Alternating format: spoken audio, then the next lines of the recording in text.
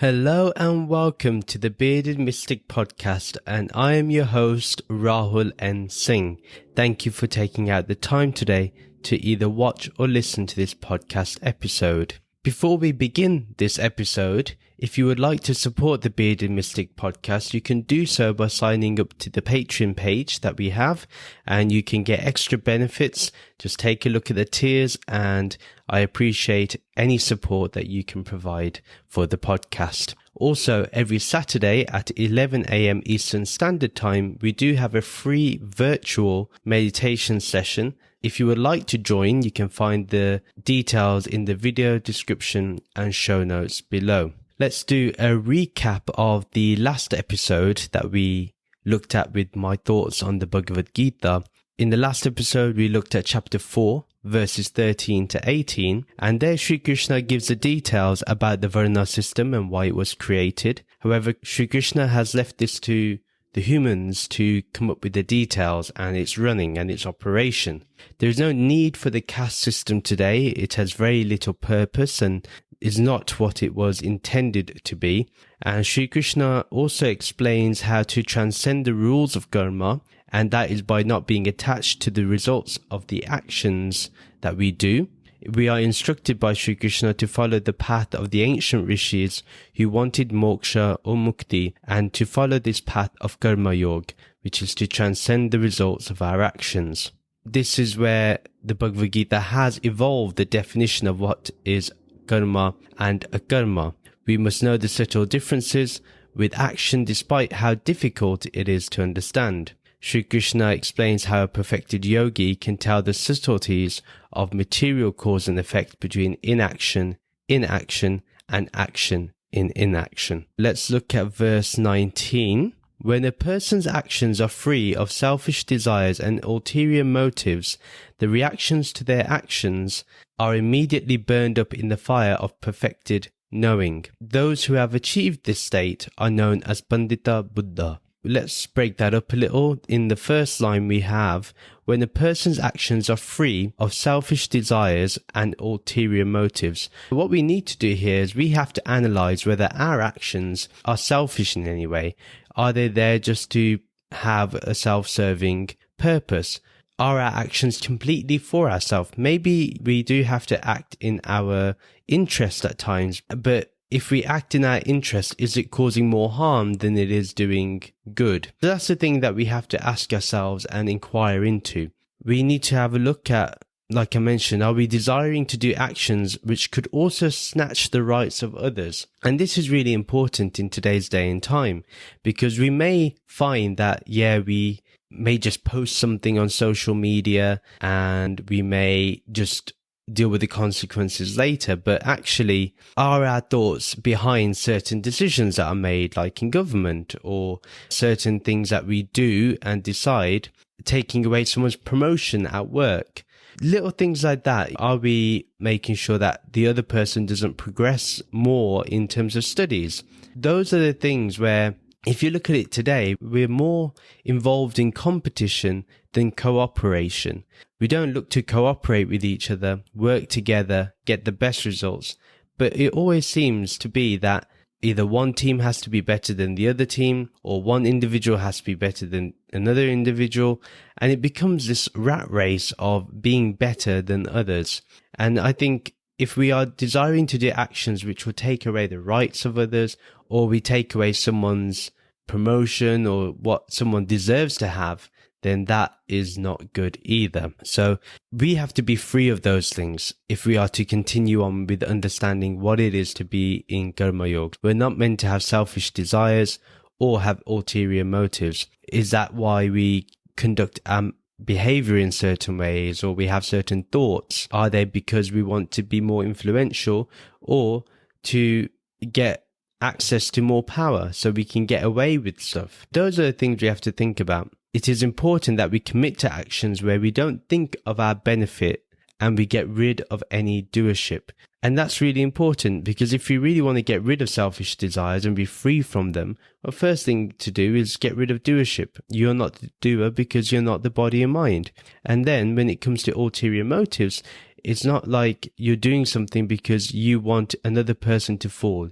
you want another person to hurt themselves. There's a very beautiful example once that my guru gave, which was someone was walking on a road, and on the road there was a banana skin, and what happened was he walked into the banana skin and slipped over. Instead of picking up the banana skin and throwing it into the bin, he just kept it there. Now, what he didn't do was think about another person, that, okay, if I slipped, I don't want another person to slip. These are the type of thoughts that an ignorant and selfish person has, and where they don't really care if another person falls, even though now it's their mistake. Yeah, initially someone dropped that banana skin and it's their fault, but then you're also equally at fault when we just slip on that banana skin and we don't do anything about it. Our actions always have a reaction. Yes, we cannot just rely on because someone else is the root of the action that we will not face the consequences. We will. We make choices. Therefore, we have to analyze, do we have selfish desires or do we have ulterior motives? The main thing is to become free of such things, where we act selflessly, where we think of others, when we don't look to take away the rights of others, where we look to promote togetherness and harmony. Those are the principles that someone has when they're practicing the message of the Bhagavad Gita. And then the second part that we're looking at is the reactions to their actions are immediately burned up in the fire of perfected knowing. Those who have achieved this state are known as Pandita Buddha. So the reactions and consequences for all actions, positive, negative, good, bad, are all burned up in the fire of the Gyan, of this Atma and of Brahman. This Gyan is what burns it up. This knowledge is what burns it up. And that's why it's important to have perfected knowing. Therefore, leaving the non-doer of all actions to experience no reactions personally. It's not like you will not face the reactions of any action. You will, because you live in a body. I live in a body. I will face the reactions to all of my karma. But the difference is, if I choose to do an action, do I let go of the results and think, well, I'm doing this without thinking of my benefit or my loss. I'm just simply doing the action because I find it to be more righteous at this minute. Now, when we are able to do that, then we get rid of that personal feeling of this is what happened to me. The reactions do not occur then. So the person who achieves this state is deeply spiritual and a deeply wise person. Their mind is always turned towards the buddhi, towards their vivek, towards their discernment and wisdom, and that has been established by that understanding of the real and the unreal. This buddhi is always facing the Atma, hence they are known as Pandita Buddha, a person who has the ownership of this divine buddhi, this intellect. And this is where it matters, because one has to always be facing the Atma, one always has to be absorbed in the Atma.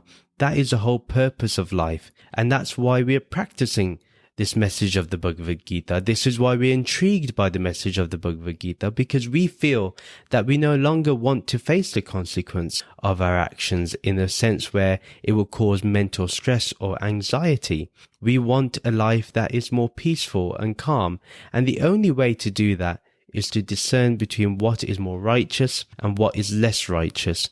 And that is by understanding that which is real, which is changeless, and understanding that even though we may commit an action, we will face the reaction as the body and mind, but this Atma, this indwelling self, will not face any of the reactions. That will always be free, and if we act from that, we will be acting from a place of love, of beauty, and of kindness. And that's what matters really. The context of the whole verse is that Sri Krishna makes a beautiful comment about the non-doership of a person and how their intellect is always turned towards Brahman. Once this is done, all consequences or reactions to their actions is burned away by the knowledge of the Atma. Verse 20. One who no longer clings to the fruits of their actions, who is always satisfied and is not dependent upon circumstance, even when apparently acting, in fact, does nothing at all. We're going to break this down because there's a lot in there that we really need to capture. The first part is one who no longer clings to the fruits of their actions. So someone should not be proud or upset about the fruit of their actions, of the reactions from their actions. They must act and move on. They do not need to think about what has previously occurred. They just need to carry on with life, and live life more in the moment, more in the remembrance of Brahman. Therefore, because of that attitude, they don't cling to the attachment of I did this and I did that. Now, if you think about it, the number one cause for stress is because one either thinks one didn't do something or one has done something, and therefore there's incredible guilt, fear and anxiety due to it. It all begins with I did this, I did that. And we have to let go of that attachment that I did something or I did that. We have to move beyond the doing. This helps us just get rid of that anxiety, which is what we're all looking for, a peace and tranquil mind. The second part is who is always satisfied and is not dependent upon circumstance. So that person is always satisfied, always feels complete, always feels full. There's no way they feel empty at all. They are not hankering, or are they hungry for material success? If you think about it, they don't need material success to be happy, to be peaceful, to be content, to be in comfort. For them, it may be sleeping on the floor that is comfortable. For them, it may be eating one meal a day that is comfortable. For them, they've transcended the limitations of the body and mind and have entered into that limitless aspect of the Atman. And in all circumstances, they are always established in Brahman. They don't need favorable or unfavorable times. Often we think of, well, I want to have good things happen to me, or we're in good form, or I'm going through good days. That's not what they do, nor are they feeling that they're going through bad times, that they don't know what's going on. There's none of that ignorance. They know that life is complete in itself.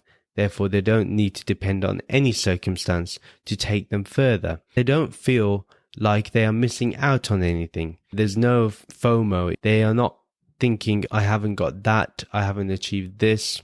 They are no longer thinking on that level. Sometimes we act on something because we want to achieve something. That person is not dependent on any circumstance. They're always satisfied. And that's the number one thing, is we never find ourselves satisfied because we're always hankering over a desire. We have a desire over something always. Therefore, how can we find peace when our senses are looking to fulfill that desire, or at the same time take us away from getting that desire, so we're always in anxiety? Then the third part to this is, even when apparently acting, in fact does nothing at all. This reminds me of the Tao Te Ching, where it says the Tao does nothing, yet everything is done. This highlights the action within inaction. As they are above doership, it appears that the physical being is doing an act, but because there is no selfishness, there is pure selflessness, there's no ulterior motives, there's no dependency or dissatisfaction, they are not the doers. Therefore, they are not doing anything at all. It may appear to everyone that they're doing something. It may appear that they're drinking a cup of tea, but realistically inside, there is nobody there that is doing the action. It's only the body and mind as an automatic function that it must do to survive. The Atma is not going to enjoy that cup of tea. The Atma is not going to be benefiting from that cup of tea. It's not like the Atma is going to be awake because of the cup of tea. That is all with the body and mind and the stimulants that tea creates. There is no doer. It's the body that is doing the action, but the Atma is not doing the action, and the Atma is our true self, because that is changeless. That is formless awareness.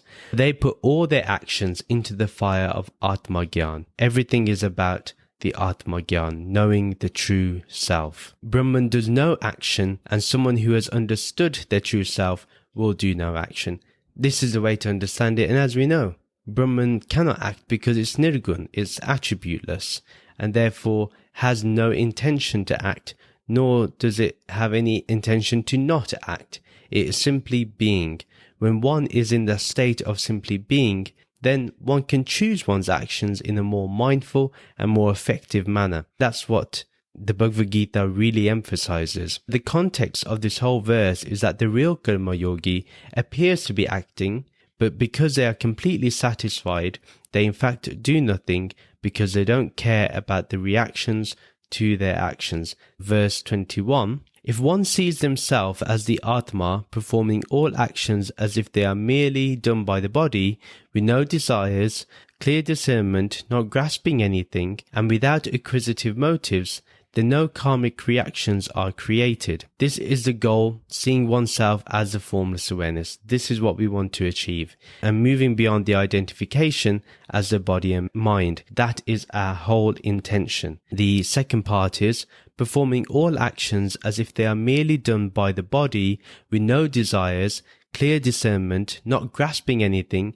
and without acquisitive motives. This describes the process of how a person established in Brahman actually acts. They have no desire, no want or expectation. First of all, there's no desire to achieve something, to attain something, to get something. Then there's no want, there's no hankering over something, no wanting something, no unreasonable needs that apparently are required but they're not. There's no expectations. You have to understand the correct path of action due to the initial discernment of what is real and unreal. When we know that this body and mind is acting, we know it's unreal because it's changing and it's a phenomena that will always change. But the Atma is the real. Even if we act in this Atma, there is no retention of any of that karma. They are also not grasping for any results. It's not important for them to want results, and they don't have any motives to take over anything like property, job position, or business, etc. They are completely free from such things. The next line is, then no karmic reactions are created. This means that no karma is created. We are free from the reactions of the actions that we do. This is how we can act without any anxiety because we're not thinking about the results. We're not thinking about any reactions that are created because we're acting freely. We're acting as the Atma. We're acting in the real, the limitless eternal self. That's the aim. We must do this and we must get rid of the feeling that we are the doers. This is the one thing we have to do. And this can only happen if we understand we're the Atma. Yes, the body and mind will be the doers. They will feel like they are doers of action. That is completely normal. The one thing that we have to normalize is the connection of the Atma and how that is real and how that is actually the non-doer of everything. The context of the whole verse is the goal is to see ourselves as the formless awareness, and then we have no karmic reactions created. We act without feeling anxious as we are clear in knowing this reality of life. We have no desires and we don't grab to any results. Verse 22, one who is satisfied with whatever they gain, who is unaffected by opposites within matter, who is not envious of others, and who is balanced in success or failure, is not bound by the outcome of action. Again, we'll break this up. One who is satisfied with whatever they gain. So whatever they gain by the actions done by the body and the mind, they are satisfied with. They do not look to change it because there's nothing you can do about it. Once an action is done, you cannot undo it. There is no undo button when it comes to our actions or even the words that we say to other people. We are always responsible for our actions and our words. Whatever is achieved is accepted. Whatever is gained is accepted. We've realized this Brahman, amazing. We're still in the ego, amazing. Because you know what? One day we will transcend the ego. The more we practice this karma yoga, the more we'll be satisfied with whatever we gain. We don't look for one particular thing that if I do this, then I will achieve this, I will get that, and I'll be living the best life ever. Because guess what happens? If we continuously think that if we're going to get something and then we're going to be happy, that's not going to work. Happiness is an inside job. It has to work from here. We have to dwell onto this happiness that's always within us. And sometimes we mask it with either we do not get what we desire or we get what we desire, but now we want something else. The second part is who is unaffected by the opposites within matter. This may be the actions we may do that may cause pain or pleasure, or it creates heat and cold, or happiness and sadness. Those are the things to think about when it comes to unaffected by the opposites within matter. Everything is in opposites. Everything is in conflict. Where you have push, you have pull. Where you have good, you have bad. Where you have peace, you have suffering. Those are the things that are always there. The opposites within matter will always be. But a true sage, a true rishi, a true human being will never be swayed by either side. If there's good happening, brilliant. If there's bad happening, brilliant. They have that same vision for everything. That is called samdrishti. That's when they always have the sameness in our understanding and realization and our actions. The true sage is always beyond these things, and that's because they are independent of such matter. They no longer depend on these things. The third part, and who is not envious of others? And why should they envy others? Why do we need to? When we understand that everyone is the Atman, the shared being of the formless oneness, why do we need to feel envy? Why do we need to be jealous? Why do we need to feel hurt that someone is achieving more than us? We should be happy because we should see our success in their success. We should see their success in our success too. And that's the way it should be. If you think about it, because we are a shared being, someone else's success is your success. Someone else failing is your failure. Therefore, you want to help everybody succeed. There's no reason to just stand back because you don't know somebody, or because someone is not your friend, or because someone is a jerk to you initially. That person does not compete with anyone, nor do they compare with anyone. Competing and comparing is the biggest disease that one's mind can have. It's always competing with somebody else. If someone else has a better home, they want a better home. Someone else has a better car, they want a better car. Someone has better clothes, they want the better clothes. Someone has more friends, they want to steal those friends. And that's what tends to happen. Then they will compare themselves to others. Oh, look at how this person's looking. Look how this person's home is. I wish I had that. That is all competing and comparing. And this will never help anybody. It has never helped anybody. Whoever has done this competing and comparing, they've constantly struggled in life, because how can you be happy when you're always competing with others, when you're always comparing with others, when that means that because you compare to others and therefore you find competition in them, you look to bring them down? How is that going to help you in spirituality? How can that help you if you follow any religion? This does not just belong to Hinduism. This applies to every religion. Why do we do such things? What is the need? Why are we causing stress to others? Why are our actions causing depression to others? Why is it that we do not care about the way other people feel or think? Those are the things that we have to think about. The fourth part is, and who is balanced in success or failure is not bound by the outcome of action. Balanced in success or failure. These are natural results to any projects that we do. We have to be balanced in both. And sometimes we count delayed successes as failure, but this is a narrow vision. Now think about it. In Stranger Things recently, there's been a song by Kate Bush, Running Up That Hill. Now, back in the 80s when that was released, it wasn't a big success as it is today. Now, 30, 40 years later, she has found success. And you know what? That's the point, is that don't see your failure today as a failure forever. It can be a success tomorrow, and you never know when someone may pick something up. We should always go forward.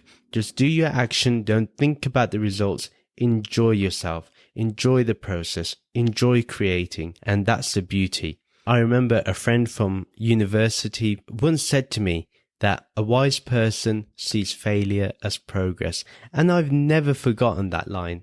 It's always stayed deep in my heart because it really spoke to me. Because sometimes, growing up, I would hear that I would not succeed in any way. I would fail in life. And even up to my 20s, I used to hear this. And then now I'm blessed in a lot of ways and I'm grateful for a lot of these things. But if I really thought that I failed, that would cripple me and that would not allow me to grow. I would always be feeling that I'm not good enough or I do not deserve it. But because of that one comment that my friend made, that one line, that a wise person always sees failure as progress, I have always been positive. Even if something has not succeeded or has not performed the way I wanted it to perform, that's fine. You know what? Because maybe it's not ready for this time. Maybe it's ready in 100 years' time. Who knows? All I can do is do my action and go beyond the result. If it happens, Whatever the result is, it doesn't matter. I have to move forward with my action. I have to keep moving forward, keep being positive, keep my sanity, keep peace of mind, tranquility of mind, and not get bogged down by the anxiety of success or the anxiety of failure.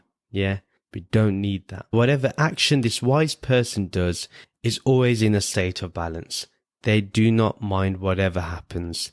So any action from this success or failure is not going to move them from their inherent peace. They're always going to be peaceful, always going to be happy, always going to be blissful. They're always in that state of acceptance. To get there, it is challenging. I'm not saying it's going to happen overnight. It's going to take time, but it can be done. We can do it. And we must continue to work on ourselves so we can get to that state of balance. Whatever the outcome or result, they are beyond whatever it is because they act in non-doership. Remember, they act as if they're the Atman, not as the body and mind, not for the desires of the body and mind, not for the emotions of the body and mind, not for the joys of the body and mind. They just do everything in the state of the Atman, in the state of that formless awareness. The context of this whole verse is that the sage is always balanced in their own inherent peace. They see the Atman in one and all, therefore they can easily be free from the outcome of any action, and they transcend success and failure because they are just in that state of the Atman.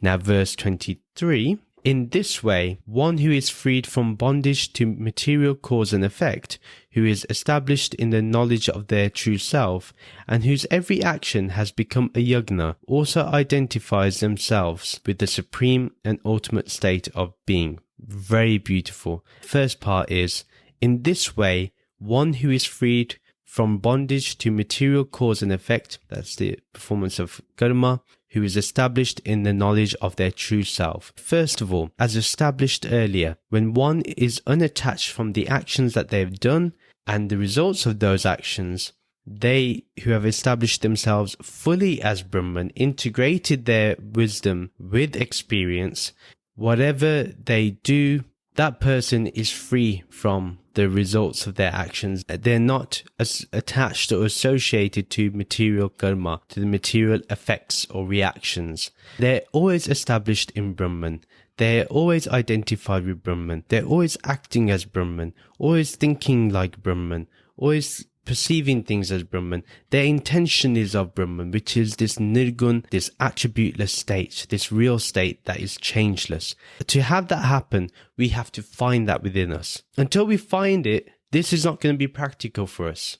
These teachings only become practical when we practice them. I can turn around and say, well, this is impossible. How can I know my true self? How can I know what is changeless within me? I have to practice. I have to inquire into what is that which is changeless within me. And that is that formless awareness. And then the second part is, and whose every action has become a yajna, also identifies themselves with the supreme and ultimate state of being. Their every action is done as a yajna, as a sacred offering to the divine, to the earth and to the devas. That's the way they see life. That's the way they perceive life. And that person is always identifying completely as the supreme and ultimate state of being. This Purusha, this Brahman, this formless awareness, this pure consciousness, this ultimate reality is where they act from. They act from Brahman. That's the only way they know. And they identify completely. Their Jeev is no longer identified to the body and mind.